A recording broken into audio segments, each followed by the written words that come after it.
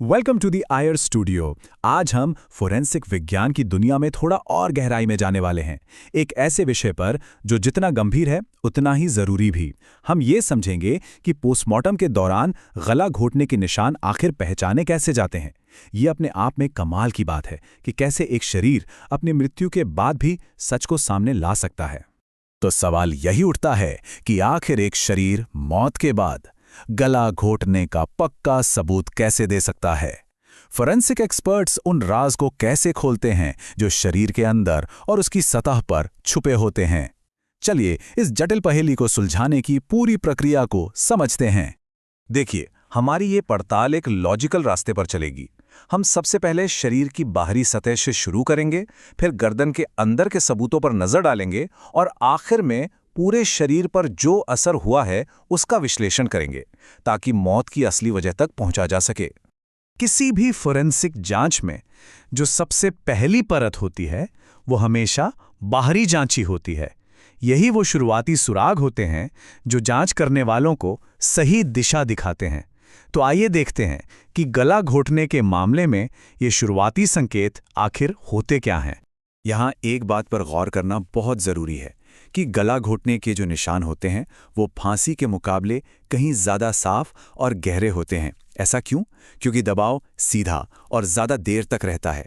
चेहरा खून से भर जाता है, स्किन नीली पड़ जाती है और सिर में इतना प्रेशर बढ़ जाता है कि खून की छोटी छोटी नसें फट जाती हैं।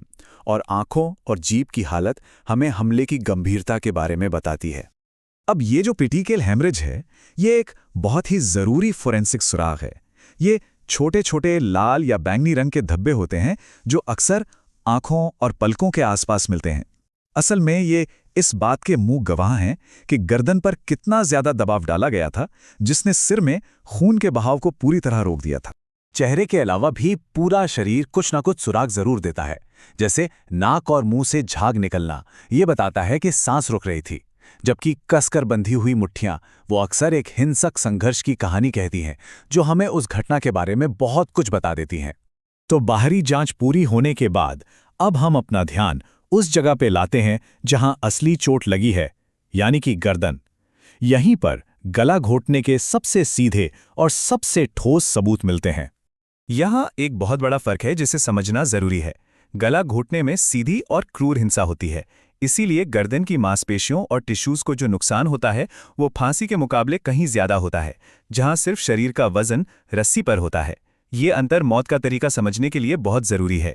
ये स्लाइड सीधे सोर्स मटेरियल से ली गई है और ये दिखाती है कि एक एक्सपर्ट आखिर क्या देखता है। हमें एक एक पॉइंट पढ़ने की जरूरत नहीं है, लेकिन जो मेन बात है वो ये है: निशान के नीचे गहरा खून का बहाव, मांसपेशियों का फटना और अंदर के अंगों में खून का जमना। ये सारे सबूत सीधे सीधे गर्दन पर लगाए गए बल की तरफ इशारा करते हैं। हायोइड हड्डी, ये गर्दन में जीभ के बेस पर एक छोटी यू शेप की हड्डी होती है और ये एक बहुत बड़ा सुराग हो सकती है। इसका टूटना खासतौर पर बड़ों में गला घोंटने का एक पक्का संकेत है, क्योंकि इसे तोड़ने के लिए सीधे दबाव की जरूरत होती है। चलिए, अब हमारी जांच और भी गहराई में जाती है। अब हम ये देखने वाले हैं कि गला घोटने से पूरे शरीर पर अंदर से क्या असर पड़ा। ये सिर्फ गर्दन की चोट तक सीमित नहीं है, ये एक सिस्टेमिक घटना है जिसके निशान पूरे शरीर में मिलते हैं।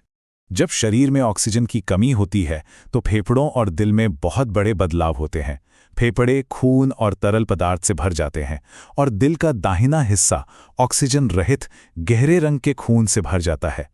ये सारे निष्कर्ष सीधे तौर पर श्वासावरोध यानी दम घुटने से हुई मौत की पुष्टि करते हैं। और हाँ, ये असर सिर्फ स्किन तक नहीं रहता।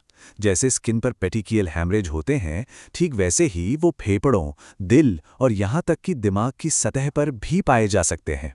दिमाग समेत शरीर के सभी अंदरूनी अंग ऑक्सीजन की कमी के कारण खून से भर जाते हैं।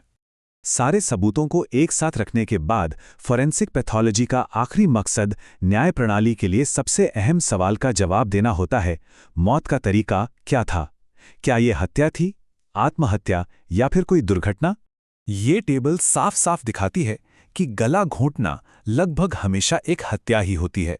आत्महत्या के मामले बेहद दुर्लभ हैं और आकस्मिक गला घोटना तो सिर्फ बहुत ही असामान्य परिस्थितियों में होता है, जैसे किसी फैक्ट्री में कोई दुर्घटना हो जाए।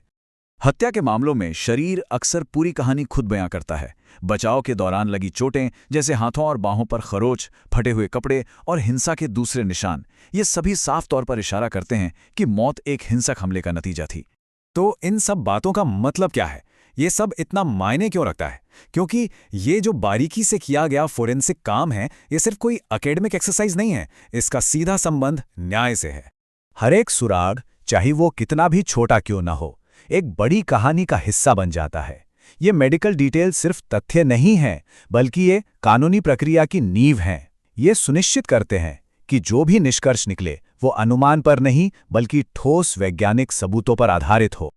आखिर में फोरेंसिक जांच हमें यही याद दिलाती है कि सच्चाई अक्सर सबसे छोटे विवरणों में ही छिपी होती है। ये उन लोगों के लिए बोलने का एक जरिया है जो अब खुद के लिए नहीं बोल सकते। और ये हमें ये सोचने पर मजबूर करता है कि न जाने और कौन-कौन से रहस्य हैं जो सही नज़र से देखने पर सामने आ सकते हैं।